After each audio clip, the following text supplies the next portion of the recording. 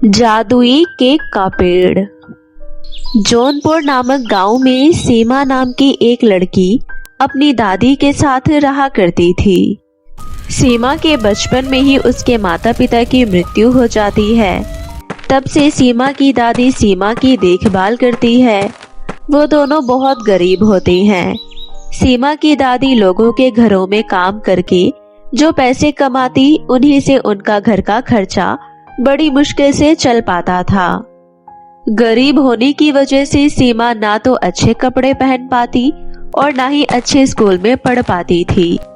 वो गांव के ही एक सरकारी स्कूल में पढ़ने जाया करती थी। गरीब होने की वजह से सीमा से कोई भी बच्चा दोस्ती नहीं करता था। इस वजह से सीमा को बहुत बुरा लगता था।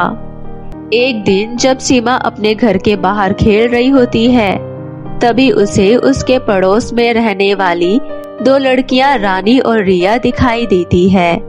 वे दोनों अपने बहुत सारे सुंदर सुंदर खिलौनों से खेल रही होती है। उनके इतने सुंदर खिलौने देखकर सीमा का मन करता है कि काश वो भी एक बार उनके खिलौनों से खेल पाती।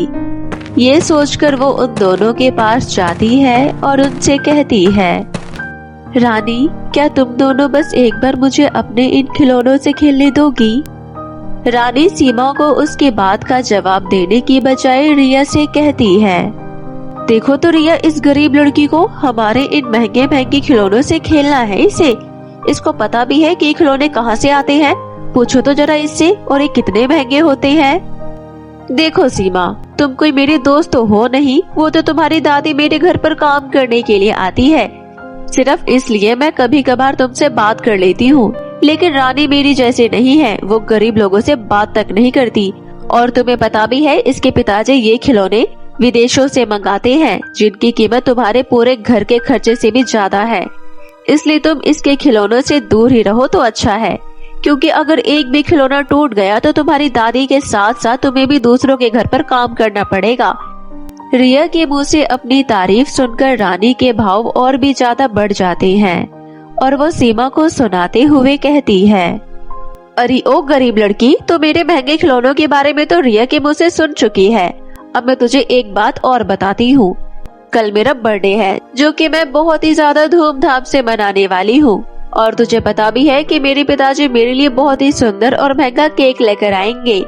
उसके अलावा कल मेरे घर में बहुत ही बेहतरीन पार्टी होने वाली है, जिसमें सभी बच्चे सज धज कर आएंगे और मुझे कल महंगे महंगे गिफ्ट्स भी मिलने वाले हैं।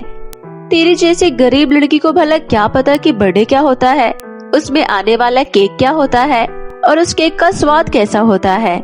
लेकिन चल, मैं तेरे ऊपर एक एहसान कर देती हूँ। तू चाहे तो तू भी कल मेरे बर्थडे में आ सकती है और मेरे पिताजी का लाया हुआ महंगा और स्वादिष्ट केक तुझे मैं खाने के लिए दे दूंगी। लेकिन इसके बदले तुझे मेरे घर के सभी काम करने पड़ेंगे। मंजूर है तो बता। माना कि मैं गरीब हूँ, मैं नहीं जानती कि बर्थडे क्या होता है, केक क्या होता है और इसका स्वाद कैसा होता है। लेकिन मैं तुम लोग जैसे बदतमीज नहीं हूँ जो दूसरों का मजाक बनाते हैं। और रही बात बर्थडे मनाने की, तो अगले महीने मेरा भी बर्थडे आ रहा है। तुम मुझे अपने बर्थडे में बुलाओ या ना बुलाओ, मुझे कोई फर्क नहीं पड़ता। लेकिन मैं तुम्हें एक महीने पहले से ही अपने बर्थडे का निमंत्रण दे रही हूँ। तुम्हें मेरे बर्थडे पर जरूर आना है और मैं अपने बर्थडे पर तुमसे भी ज्यादा महंगा और स्वादिष्ट केक काटूंगी और तुम्हें खिलाऊंगी। और इसके लिए तुम्हें मेरे घर के कोई भी काम करने की जरूरत भी नहीं है। ठीक है, तो लगे शर्त। अगर तुमने अपने बर्थडे पर सभी दोस्तों को मुझसे भी ज्यादा महंगा और स्वादिष्ट केक खिलाया तो मैं तुमसे दोस्ती कर लूंगी।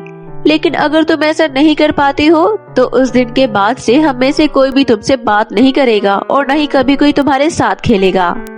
ठीक है, लगी शर्त। इतना कहकर सीमा अपने घर में वापस चली जाती है और मन ही मन सोचने लगती है, मैंने इन दोनों के सामने गुस्से में बोल तो दिया कि मैं अपना बर्थडे मनाऊंगी और स्वादिष्ट और महंगा केक काटूंगी, लेकिन मुझे पता ही नहीं कि ये सब कैसे मुमकिन है। अब मुझे दादी से इस बारे में बात करके कुछ न कुछ इंतजाम तो करना ही होगा। और शाम को जब उसकी दादी दूसरों के घर से काम खत्म करके वापस अपने घर आती है तो सीमा उनसे कहती है, दादी, मेरे माता पिता का देहांत तो बचपन में ही हो गया था और तब से आप ही मेरी देखभाल कर रही हैं। लेकिन आज तक कभी भी आपने मेरा बर्थडे नहीं मनाया। लेकिन इस बार मैं चाहती हूँ कि आप मेरा बर्थडे मनाओ, जिसमें आप मेरे लिए बहुत ही अच्छा और स्वादिष्ट केक लेकर आओ और मेरे सभी दोस्तों को मेरे बर्थडे पर हमारे घर बुलाकर पार्टी दो। सीमा की बात सुनकर उसकी दादी पहले तो बहुत चिंता में पड़ जाती है, लेकिन फिर उसे समझाने के लिए कहती है, बेटी, तुम जो कह रही हो वो सच तो है, लेकिन मैंने कभी भी तुम्हारा बर्थडे नहीं मनाया। लेकिन बेटी, तुम तो ये बहुत अच्छी तरह जानती हो कि तुम्हारे माता पिता के देहांत के बाद से मैं अकेली जान दूसरों के घरों में काम करके बहुत मुश्किल से हम दोनों के खाने के लायक पैसे कमा पाती हूँ, और उन पैसों में से कुछ पैसे मैंने तुम्हारी शादी के लिए भी जोड़ कर रखे हुए हैं। लेकिन फिर भी अगर तुम जिद करती हो तो मैं तुम्हारा बर्थडे जरूर मनाऊंगी। और रही बात तुम्हारी शादी की, तो उसके लिए मैं थोड़ा ज्यादा काम करके और पैसे इकट्ठा कर लूंगी।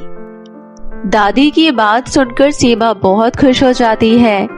उसे लगने लगता है कि अब उसका भी बर्थडे बनेगा और वो उन दोनों अमीर लड़कियों को अपने बर्थडे पर बुलाकर नीचा दिखा पाएगी। लेकिन वो जैसा सोच रही होती है वैसा कुछ भी नहीं होने वाला होता है, क्योंकि नियति को कुछ और ही मंजूर होता है। एक दिन अचानक उसकी दादी की तबीयत बहुत ही ज्यादा बिगड़ जाती है, तो सीमा उन्हें लेकर अस्पताल में जाती है, जहां डॉक्टर उसे कहता है कि उसकी दादी के इलाज में काफी सारे पैसों की जरूरत पड़ेगी। डॉक्टर की बात सुनकर सीमा डॉक्टर से कहती है, डॉक्टर साहब, आप इलाज शुरू करिए।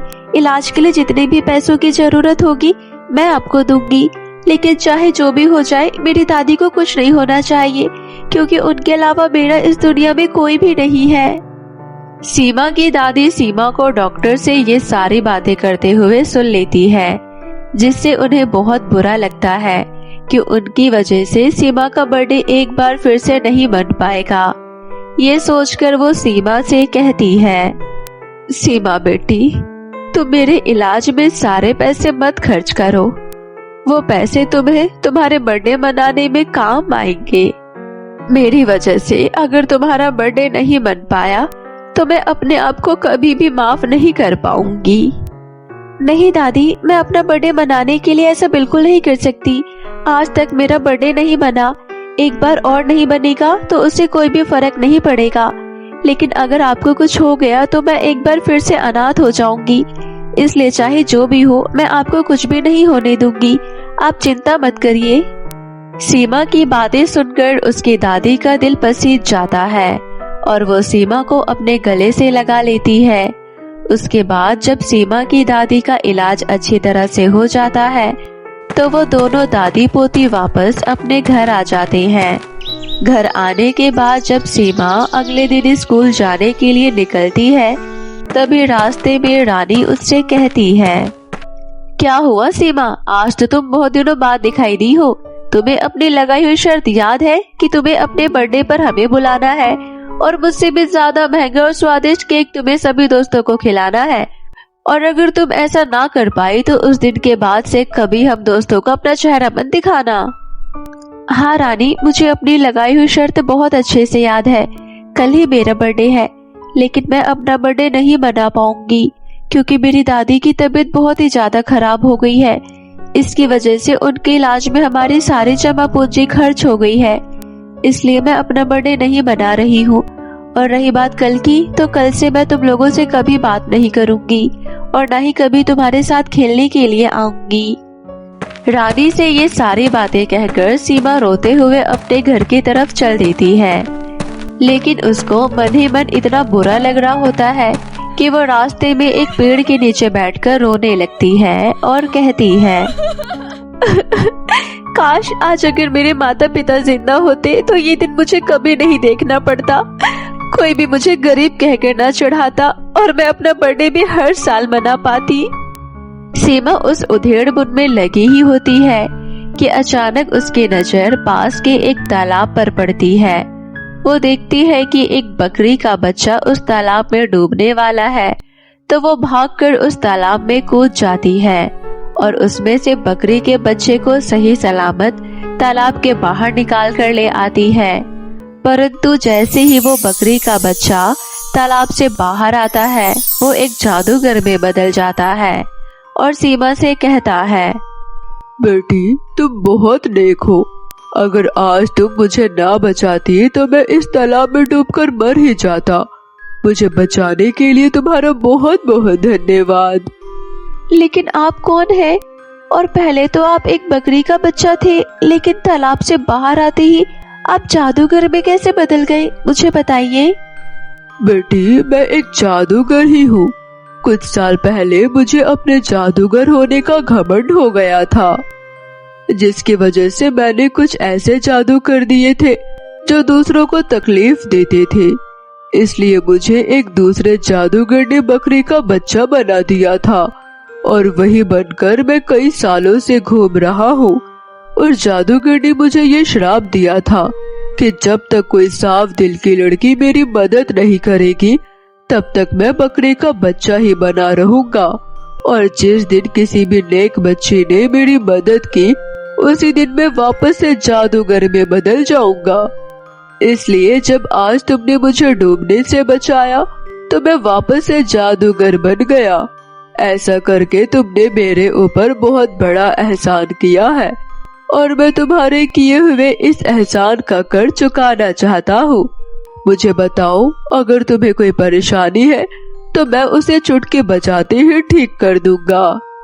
जादूगर की बात सुनते ही सीमा की आंखों में चमक आ जाती है और वो पूरी बात उस जादूगर को बता देती है। जादूगर जी, मैं एक बहुत ही गरीब लड़की हूँ।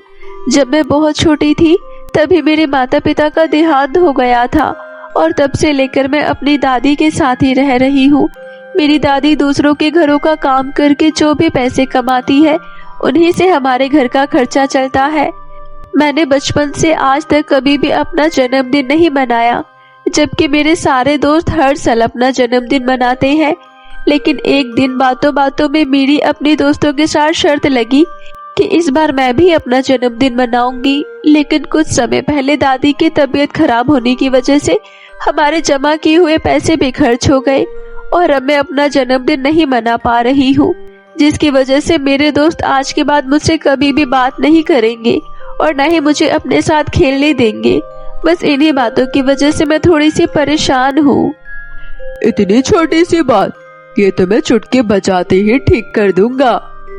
इतना कहकर जादूगर अपनी चुटकी बजाता है और उसके हाथों में एक जादुई बीज आ जाता है। वो उस बीज को सीमा को दे देता है और कहता है, बेटी ये कोई मामूली बीज नहीं है, ये एक जादुई बीज है। इसे तुम अपने घर के बाहर गाड़ देना और अगली सुबह ही इसमें से एक जादुई केक का पेड़ निकल जाएगा, जिसमें रोज नए नए फ्लेवर के केक लगा करेंगे। इसी में से एक बड़ा और स्वादिष्ट केक तुम कल अपने बर्थडे के लिए भी तोड़ लेना और बहुत ही अच्छी तरीके से अपना बर्थडे अपने दोस्तों के साथ मिलकर बना लेना। और हाँ, इस पेड़ की एक खासियत ये भी है कि इसमें से निकलने वाले सभी केक मामूली नहीं बल्कि जादुई केक होंगे, जिनसे कोई भी नेक और ईमानदार व्यक्ति जो भी मांगेगा वो उसे मिल जाएगा। इतना कहकर जादूगर वहाँ से गायब हो जाता है और सीमा उस बीज को लेकर खुशी खुशी अपने घर आ जाती है और रात होने से पहले उस जादुई बीज को अपने घर के सामने गाड़ देती है।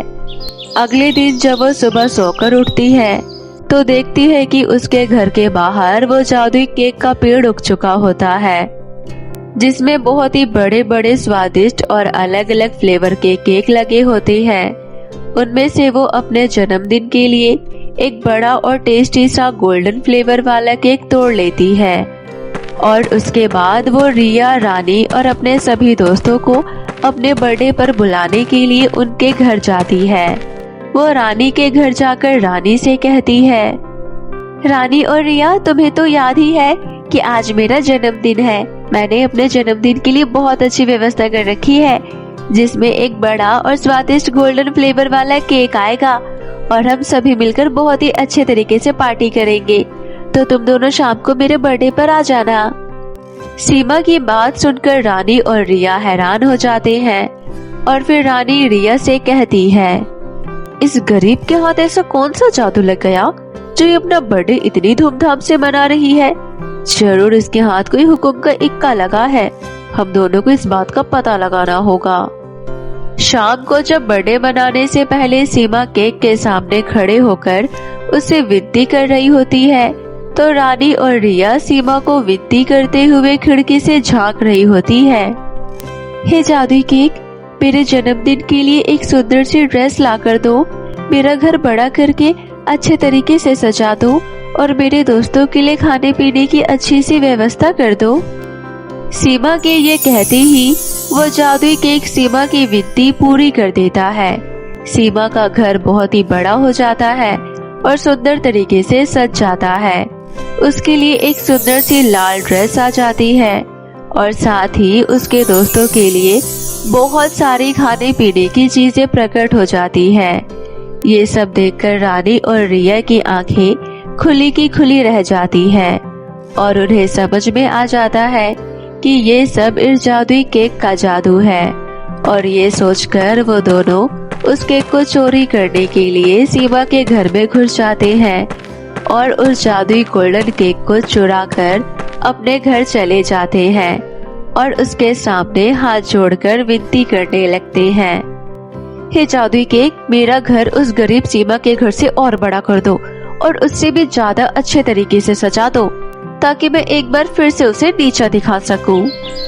लेकिन रानी के इतना कहते ही उसका घर एक छोटी सी झोपड़ी में बदल जाता है। तभी उस केक में से आवाज आती है, तू एक बहुत ही लालची और गंदे दिल की लड़की है, इसलिए तेरा ये हाल हुआ। आज के बाद अगर तूने कभी किसी और को नीचा दिखाने की कोशिश की तो मैं तुझे और भी गरीब बना दूंगा। इतना कहकर केक वहाँ से गायब होकर वापस सीमा के घर पहुँच जाता है। जिसके बाद सीमा बहुत ही धूमधाम से अपना जन्मदिन मनाती है। उसके बाद से सीमा जादुई केक के पेड़ से केक तोड़कर बेकरी का काम शुरू कर देती है, जिससे उसकी और उसकी दादी की गरीबी बिल्कुल ही खत्म हो जाती है। और फिर उसके बाद वो दोनों दादी और पोती खुशी खुशी अपना जीवन व्यतीत करने लगते हैं।